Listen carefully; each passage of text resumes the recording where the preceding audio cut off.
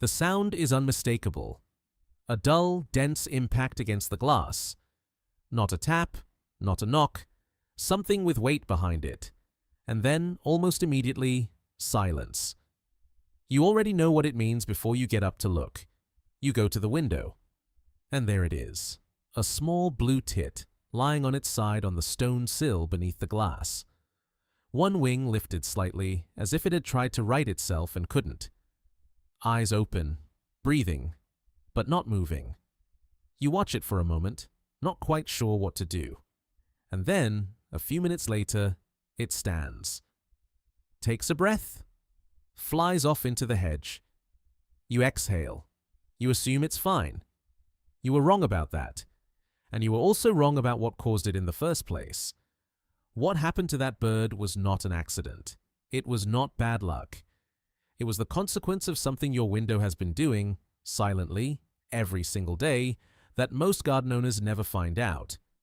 This video is about what that is, and about how to stop it. Welcome to Garden Bird Secrets. If you're new here, subscribe, because what you're about to learn will change every morning you spend in your garden. In the next few minutes, we are going to cover 4 things. What your window is actually showing the birds in your garden, and why it's almost certainly not what you think. Which windows in your house are the most dangerous, and why the answer surprises most people. Why the solutions you've probably already tried almost certainly haven't worked. And, stay with me until the end, what actually happens to a bird that flies away after hitting your window. Because what most garden owners don't know about that last part changes everything. This is happening in gardens across Britain right now. This morning, as you watch this. And it starts with what your window is actually doing, which is almost certainly not what you think. Your window is showing the birds a garden that doesn't exist. Here is what most people believe happens when a bird hits a window. The bird didn't see the glass. That is not quite right. The bird saw something. It saw it very clearly. What it saw was your garden, reflected in the glass with such precision and such depth that there was no indication whatsoever that the space it was flying toward did not exist. Dr. Daniel Clem Jr. at Muhlenberg College in Pennsylvania has spent more than 40 years studying this specific problem. His research established something that changed how ornithologists understand bird-glass collisions entirely. Birds are not failing to perceive the glass. They are perceiving the reflection, and the reflection, to a bird's eye, is indistinguishable from reality. Your window is showing them a second garden. A garden on the other side of the glass with trees, sky, space, and safety. A garden that appears, to every sensory system a bird has, to be exactly as real as yours. They are not flying into your window. They are flying towards somewhere they genuinely believe they can go. In your garden, this means the windows most at risk are not the ones you'd naturally suspect.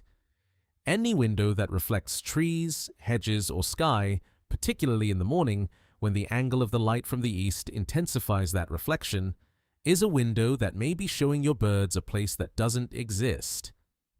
The next time you stand outside your house and look at your windows, you are seeing what your birds see. If you can see your garden reflected in the glass, so can they. The hawk sticker in your window is not protecting your birds. If you have ever tried to solve this problem, there is a reasonable chance you put a sticker on your window. A silhouette of a hawk or a bird of prey, the kind sold in garden centers and hardware shops across the country, specifically marketed as bird deterrents. It is not working. The American Bird Conservancy has tested these products extensively. Dr. Clem's research reaches the same conclusion. The hawk silhouette sticker, as a standalone solution, does not meaningfully reduce the number of birds that strike that window. The reason is not that birds are unafraid of hawks. It is that one isolated image on one part of the glass does not address the actual problem, which is the reflection covering the entire surface. There is a version of the decal approach that does work, but the specifications are precise. To interrupt the reflection sufficiently, any markings on the glass must be spaced no more than 5 centimeters apart horizontally and 10 centimeters vertically across the entire pane. What this creates, in effect, is a visual pattern dense enough that a bird in flight can detect the obstacle in time to pull away. A single hawk in the center of the glass creates nothing of the sort. In your garden, this means the sticker you put up, the one you chose specifically because it said it would protect your birds, has almost certainly not been doing that. This is not a failure on your part. It is a failure in the way these products are sold. You now know what the research actually says. But knowing that the sticker doesn't work still leaves you with a question. Which windows in your house do you actually need to worry about? The windows most likely to cause harm, and it's probably not the one you're thinking of. Most people, when they think about dangerous windows, picture the large ones, the patio doors, the big picture window at the back of the house looking out over the garden. Those can be a problem, but they are not consistently the worst offenders. Research from the Cornell Lab of Ornithology, alongside Dr. Clem's field studies, identified a specific configuration that causes a disproportionate number of fatalities. Corner windows, two panes of glass meeting at an angle, creating the visual impression of open, unobstructed space in two directions simultaneously. A bird approaching a corner window does not see a barrier. It sees a passageway. The geometry of two reflective surfaces creates the perception of clear air running through the building itself.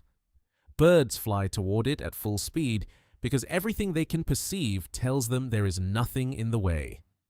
Beyond corner windows, the highest risk panes are those on the east-facing side of the house in the morning, where the rising sun creates the sharpest reflections, and any window with dense planting immediately in front of it. The more your garden is reflected, the more convincing the illusion.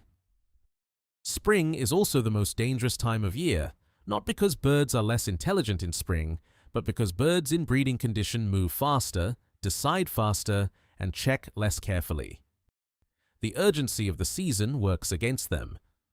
Walk around the outside of your house today and look at each window in turn. If you can see trees, sky, or hedging reflected, stand there a moment and consider what a blue tit traveling at full speed toward it would experience. That is what you need to address. And once you've done that, once you've stood there and understood what your windows are showing them, there is one more thing you need to know. About what happens after. The bird flew away. That does not mean it survived. When a bird hits a window hard enough to stun itself, and then, after a few minutes on the ground, gets up and flies away, the natural assumption is that the story is over. The bird was dazed. It recovered. It's fine.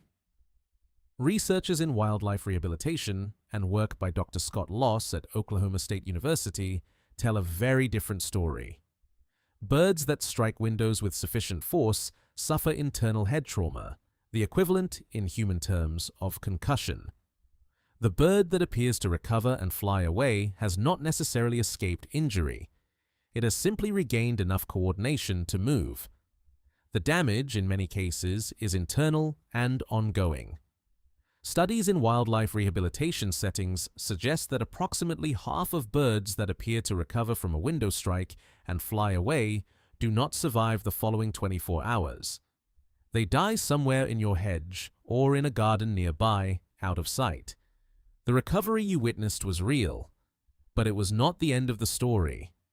The blue tit you watched this morning, the one that sat on your windowsill for 10 minutes, then flew off into the hedge, may not have made it through the night. I am not saying this to cause distress. I am saying it because it changes what you should do the next time this happens, and it changes the urgency with which you might want to address the windows in your garden. If a bird has ever stunned itself on your window and flown away, there is something you can do in the 30 minutes after it happens that genuinely changes its chances. I'll tell you what that is now. What actually works, and why it's simpler than you think. There are 4 things you can do. Each of them works. Some work better than others, and I'll tell you which. 1. Move your feeder.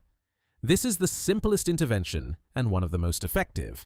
The danger zone for feeders is a specific distance from the house, between 1 meter and 10 meters from any window. In that range, birds have enough speed to injure themselves on impact, but not enough time to react. Move your feeder to within arm's reach of the glass, less than 1 meter, and a collision becomes impossible to cause serious harm because birds cannot build speed across that distance. Move it beyond 10 meters, and the window simply stops being part of their flight path. The middle distance is the problem. Move it out of the middle. 2. Acopian bird savers, parachute cord hanging on the outside. These are lengths of thin cord hung at 10-centimeter intervals on the exterior surface of the window from a horizontal bar at the top. They move in the breeze, they're visible to birds in flight, and the research behind them is solid. They do not significantly impede your view from inside, and they are inexpensive to make from materials available in any hardware shop. If you want the most effective low-cost solution to this problem, this is it. 3. External netting. Fine garden mesh fitted across the face of the window creates a physical barrier that a bird will bounce off without serious harm. It is the most reliable method for windows where other solutions are impractical.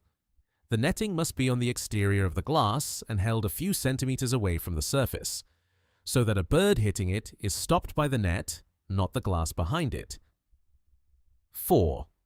If a bird has already been stunned, the next 30 minutes matter. Place the bird in a small cardboard box, not a wire cage, not an open container. Darkness reduces stress. Put the box somewhere warm and quiet, away from other animals. Do not attempt to give the bird water or food. Wait 30 to 60 minutes. If it has recovered, you will hear it moving. Take the box outside, open it, and let it leave when it's ready. If it has not recovered after an hour, contact a local wildlife rehabilitator. The RSPB website holds a directory. Do not leave a stunned bird on the ground unattended, even for a moment.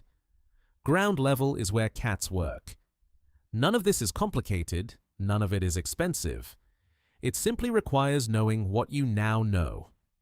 That sound, the one that made you get up from whatever you were doing, was the sound of a bird that trusted your garden enough to fly toward it at full speed. Birds do not fly toward places that feel dangerous. They fly toward places that look like safety, like food, like shelter, like somewhere worth going. The garden you have built looks, to the birds in your neighborhood, exactly like that. They are not making a mistake when they fly toward your windows. They are acting on the best information they have. The reflection is the problem, not the garden, not the birds. And the reflection is something you can change. There is something in that, I think, in the idea that a bird hit your window not because it was careless, but because your garden looked that good. That inviting. That real. You just need to help it arrive safely. If you have a story about this, a bird you found, a window you changed, a moment that stayed with you, I'd like to hear it. Tell me in the comments. I read every single one. These are the stories I carry with me longest. I'll see you in the garden.